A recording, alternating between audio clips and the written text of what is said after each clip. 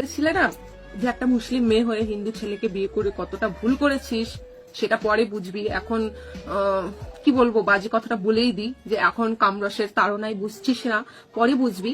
তো তাদেরকে বলছি যে আমি একটা মুসলিম মেয়ে হয়ে হিন্দু ছেলেকে বিয়ে করে কোনো ভুল করিনি। সেটা আমি জানি না ধর্মের দিক থেকে কতটা, কিন্তু মনুষ্যত্বের দিক থেকে আমি কোনো ভুল করিনি। আর আমি জানি আমার মতো অনেকেই এই কাজটা করে, আমি তাদেরকেও বলছি তোমরাও কোনো ভুল করোনি।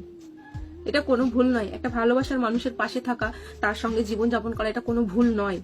আমি তো কোনো পরকিয়া করছি না বা অন্যের কাছে যাচ্ছি না, আমি আমার স্বামীর সঙ্গে আছি। সে হিন্দু হোক বা মুসলিম হোক, তাতে আমার কোনো যায় আসে না।